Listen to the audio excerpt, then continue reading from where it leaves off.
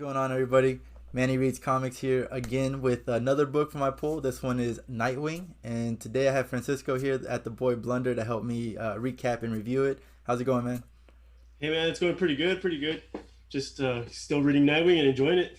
Yeah, yeah, no, and this is a pretty good one. I actually have a couple of pretty good questions at the end. I don't know. I want to get your insight on it, and hopefully, if whoever's watching this, they will comment or whatever with their insight because I feel like it's a interesting question, and I'll get into it, I guess, later on once we get to the end of it. But just to start it off, I have the cover here too. You can't see it, but it's on the left. Um, it's the Nightwing cover. What do you think of the cover for this one? Oh man, it's the one with the who is Melinda Suko, right? Yeah, yeah. Yeah, I love that cover so much. It's compared to the other Nightwing stuff that we had, it's very different. Mm-hmm. But I love that it has like that detective feel, like old school detective. Like so, it's like in a sense an homage to Batman. Like he now Dick's gonna be the new detective here, and Yeah. he's gonna be Okay. investigating more stuff. So That's that's what. interesting. I didn't even think about that. I was gonna say like it's not as dynamic as like the last like two three of them, but it is Yeah, good. It is like she's holding the mask. You got Bitewing there with Oracle. yeah, Like so it is nice though. Like it's still great art by Bruno Redondo. Like yeah. so yeah, no, it's a good little cover. But by the way, did you end up getting the second print of 81 that came out this week as well? Is it the one with the him and Drake? Yeah. Yeah, I got it. Yeah, I had to. Like, I hate buying second prints, but I I couldn't say I no. I agree with you. Normally, I don't really go for second prints. I'm pretty content, Yeah, but they've been really killing it with every print that's been coming out. The second print, and then the one with all the Nightwings coming out too. yeah, yeah. No, That one's a great one. I swear that they're doing it on purpose. They're like, oh, we're just gonna give them a good A cover, and then the second print is gonna be amazing. They're gonna have to buy it um, again.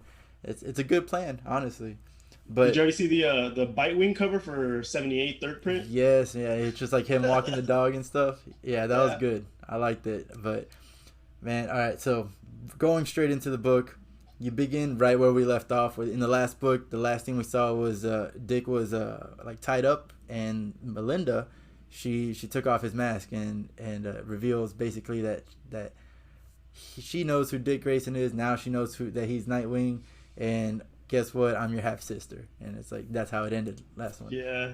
And for this one, it just goes off to where he's kind of just like, okay, um, let me get my mask back because obviously you're not a bad person. You're not trying to attack me or anything, and I want to hear more about this. So he needs his mask back so he can talk to Oracle and like let her know, hey, call off whatever rescue. And this was like one Oh, of my absolutely favorite uh, pages that came up. yeah. Man, what do we have? We have Donna Troy, That Starfire, choice. Cyborg, Raven, Beast Boy, and Batman. All of them just ready to Dude, go on their way. I was not expecting that at all. It was a great I guess you could say somewhat like a Marvel movies moment Yeah, where yeah, like because I was reading it and there was backup coming up and like for some reason I just thought, oh, maybe she called the police, they're gonna come here, and then you switch the page and nope, it's all the whole people were gonna get pummeled, dude. exactly. You don't mess with him. That's basically what it is. It's like Yeah. you don't. And the fact that Batman, like he was dropping everything that he was doing. Oh yeah. Who knows where in the timeline this is, like with his current title, but like that was pretty good to see. But I think it was funny how when Oracle was like, "Hey, no, by the way, he's fine," they were just like, "Okay," and they left instead of being like, "Well, let's go check on him." At least, I mean, we're already here. Let's just go in there just in case. Okay, back up. Nah, they all just dipped out and went back home or wherever they went. But I love the seriousness on they drew on Batman's face when yeah, she put Dick. he is not playing around. Yeah. Oh yeah. No, so then Melinda, she just explains that she's a half sister, but in order to get more information, she's like, I want you to meet somebody. You better change your clothes because like, I don't know if you want to give out your secret identity to everybody. But so he changes. They go upstairs, and that's where we meet Melinda's mother, Mei Lee Lin, and then she goes into the whole backstory of, I met your parents in a circus. I came here at 23. Zuko bought me basically, and I was his property, and he wasn't the nicest guy. And eventually, one day they were at the circus, and that's when she was gonna make her escape, and which she does. And who helps her out? But Dick's father. I forgot his name. Is it John? John. John. Yeah, John. Um, hides her, but then he tries to talk to Zuko. He's like, "Hey man, what are you doing? What are you looking for?" Zuko immediately picks up on it. He's like, "Where is she? Like you hid her from me." And they get into a whole fight. Him, John, and his mom. They go straight into battle mode. That was awesome. Like that was just good choreography and teamwork to be honest. And then who was it? The strong man that came and grabbed Zuko. Yeah, was yeah. just like, hey, we don't need no guns here. Like that was pretty good. And it just goes to show that the hero bone didn't fall far from the tree with Dick Actually, Grayson. that's a great way of pointing it out, because I loved how the mom and the dad have that same kind of sarcastic fighting style, like the funny style that Dick has. So it was a perfect, like, it was great seeing this side of them, because then we're like, oh, so this is what Dick was like.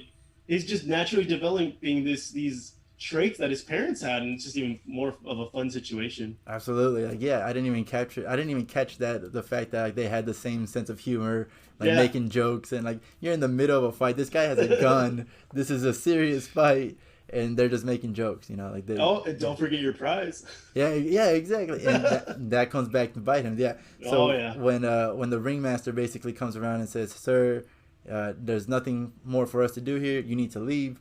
John comes up and he's like, "Hey, you can't leave without a prize," and gives him like a little teddy bear. But then Mei Li joins the circus with them. At this point, Dick's parents weren't together, so John immediately was like, "Hey, I like you. You like me.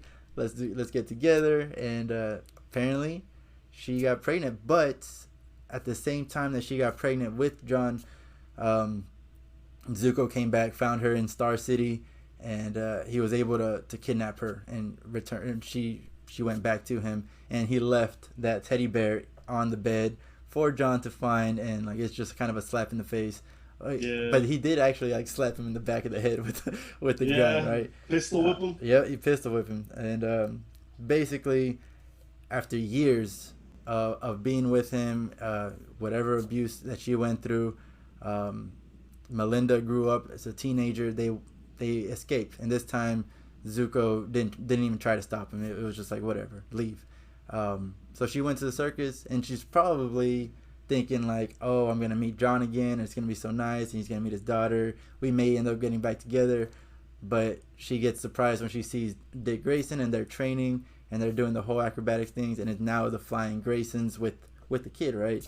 Yeah. And she immediately just makes that decision of, I'm not going to burden their life any longer with my issues, and she just leaves. She doesn't even tell them that she was there or anything, and she just leaves. And I don't know how I feel about that. Like, at least let him meet her, meet Melinda. Yeah. Like, at least let him know that she exists. But it is what it is. Yeah. Then, so right now I am confirmed that for sure Melinda is the half sister. I thought in the last issue it was gonna be something like, oh, she's just making up a story, or she is like a double agent of some kind. I don't know. I just didn't think it was gonna be so straightforward. Yeah, yeah. I thought she was gonna be like I guess a secret sister that just gave up for adoption or something. Yeah, another thing. Yeah, an Yeah. adopted half sister or something like that. Yeah. But no, but it is definitely her half sister, his half sister, and it's good. Like it was a sweet moment.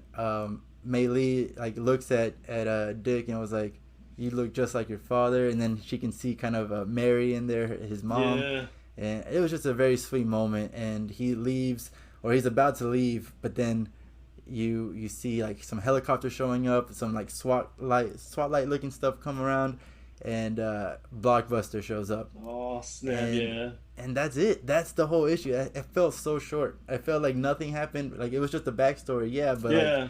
but that was it. That's crazy. Like it's just.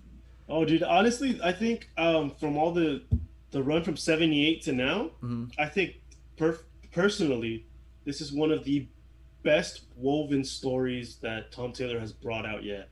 Yes. Yeah. Because there so many emotions ran through it, and like personally for me from the beginning, like I told you a little earlier, I was at the end of the last issue when she was like, "I'm your sister."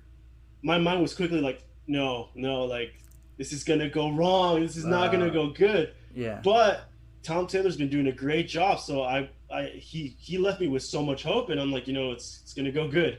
it's gonna be And then fine. reading this at the beginning, I was like, all right, let's get this ready. So you get into it, she tells a story, and you're like, okay, and then she starts taking into her mother, right? Yeah. And it's before she tells him that it's not his mother, because that's what I was thinking. I was like, don't tell me Mary's alive somehow, Oh, or okay. so I was Okay. like, So you, please, like, yeah, no. So that was another part where I was confused. I was like, so wait, Zuko. She's got Zuko's last name, so that must mean Zuko's her dad. So who's the mom? That makes no sense. Like his parents are dead, yeah, but that this was a perfect explanation. Like, yeah, I would not have liked it if it was like your mom is still alive or your dad is still alive or something like that. But yeah. uh, That's actually one of the beautiful things I love that he did was that we were expecting a lot of things. You and me gave like so many thoughts and ideas, and yet it ended up being something we never thought of. yeah, yeah, it was just and it was simple. It was a simple answer. That's all it was. Mm-hmm. And like you said, the emotions as soon as he met with Mei Lee, it was just at that moment you knew this is gonna be okay. This is there's nothing like she's not gonna be a bad person. They're not gonna try to take over him or like fight him or anything. This is a Yeah. sweet moment. This is a good moment, and so yeah, like you said, it was a lot of emotions, but in the end, they were good, positive emotions. Um, so at the end of this, I closed the book. Like I said, it was quick. I couldn't believe that was the ending of just Blockbuster showing up, which is crazy. I never expected Blockbuster was going to be a main villain of Nightwing. Honestly, like I don't know much about Nightwing before, but I picked him up with the Rebirth series, and Blockbuster has been coming back and back and back. So like it's He interesting to see him. But I gave this a 7 out of 10. Not 7 out of 10. because like it's not bad at all. Like I just said, it's an interesting read. The art is good. I loved the rescue page. Like the fact that everybody just jumped, stopped whatever they were doing. Um, the backstory for me could either be a positive or negative. Right now, I'm seeing it positive, and if Tom Taylor continues the way he's going, it's going to be a positive thing. But I can also see it maybe going in a negative way. Um, and the last thing, which I'll get to, let me get your review first, and then I'll get to this last thing because it goes into that question that I talked about at the beginning. I would honestly say around 7.5, maybe 8, around there with you, Yeah. because as long even though it was a great story and everything, he did leave a little loopholes. Like what happened in that, I guess, year that Amelie was taken, because she Mm-hmm. was just taken and like John was just pistol whipped and that's it. We don't. Yeah. So it's like he's setting up that for more flashback scenes in the future, or Yeah. Yeah. I feel like that right there for me. Whenever I read that, it was just like, and the rest is history. Like the rest is that he kidnapped her back, and they mm-hmm. continue to live their life the way they were before she escaped the first time. I But feel like he's gonna touch up on it though. yeah, no, there's definitely opportunity there for more story. Um, so my last thing, which was a negative, is the fact that and I don't know maybe if you don't feel this way or not. I haven't talked to you about you with this at all, but so I feel like Tom Taylor is really trying to add more to Dick's storyline, to his backstory. Like it's already a thing, he's part of the Flying Graysons. His parents died. Zuko killed them because it was a mob matter, not anything personal or anything like that. But now we're finding out that it was kind of personal. It's Mm-hmm. definitely a little bit personal. It might still be the mob thing, but it was a personal attack against his parents. And the other thing that he's done is in the and I think it was book 78. He showed that Dick met Barbara when they were kids, when they were in high school or something, and that's interesting because I've never seen that before. In my book, basically, they didn't meet until they were Robin and Batgirl, which is fine. Like I said, whenever we saw that, it's whatever. That was just like a little nitpick, Yeah. but that is Tom Taylor kind of adding more to Dick's backstory, and then now we're getting this, which again, 100% fine. It's interesting, but I feel like he's trying to immortalize himself in this story, like add this so he will forever be known as that guy that did this part of the story for Nightwing, right? Yeah.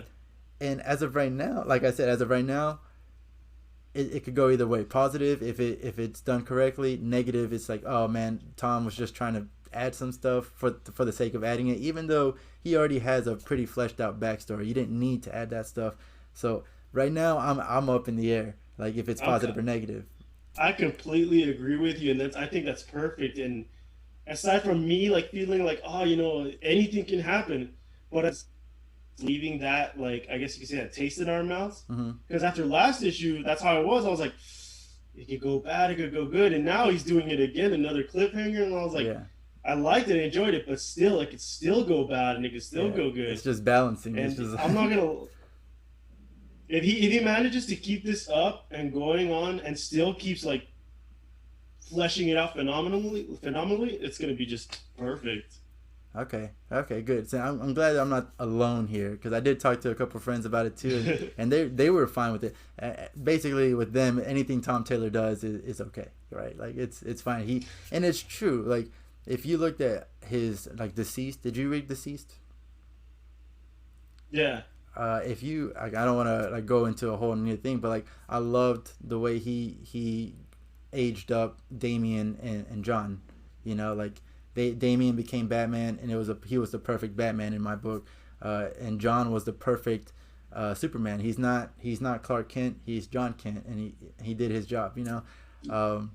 Other things that Tom Taylor's been, I don't know, the personalities and all that. Yeah, I don't know if you read any indie books, but in Boom Studios, Tom Taylor has 7 Secrets, and that right there is an amazing book. If you haven't picked it up, I would definitely try to get that book. It's only 10 issues in, but I'm trying to pick it up. But yeah, no, he does a great job there. So Tom Taylor is a phenomenal writer, like you said, but I don't know. I don't want to give him all the benefit of the doubt. So I'm just throwing that seed out there just to see what happens. Yeah, no, and actually to go on a little something more, not only because I mean the book was great and Tom Taylor did a great writing job. He's been doing good since '78. But we also can't go on without, complimenting Bruno Redondo with his amazing art style, the colors he uses. Yes. He mixes a lot of colors that you normally wouldn't see together, but he just makes it work every time. You're right. Absolutely. I feel like this is Go ahead. I feel like this is establishing Nightwing's new color, like I guess comic color in a sense. Okay. But it's working really well. Yeah. No. Me personally, like if I'm reading a book and the art is bad, even if the writing is really good, if the art is bad, it's gonna be distracting and it's gonna be like, oh, I don't know if I want to continue, right? And that's actually my issue with Flash right now. I love Flash. The writing is not that great, but it's still good enough, and it's a new storyline, so it's whatever. But the art in my book, I don't like it, and I just don't. But I'm giving it the chance. I've seen some pics of the new Flash art, and I'm also a little on the and it would be one thing if it was like the cover art and that's it. But the thing is, it's the same artist in the cover and in the middle, or in the interior. But Bruno Redondo, go ahead. Oh, it's like not to be me because I really like Eddie Barrows' work, but for a lot of his characters, he usually uses like the same facial expressions, the same eyebrows. Okay. And I don't know what has he worked on? He did some art for Nightwing actually, for New 52. Okay, what was his name? Eddie Barrows. Eddie Barrows. I'm gonna have to look him up. I don't know that name off the top of my head.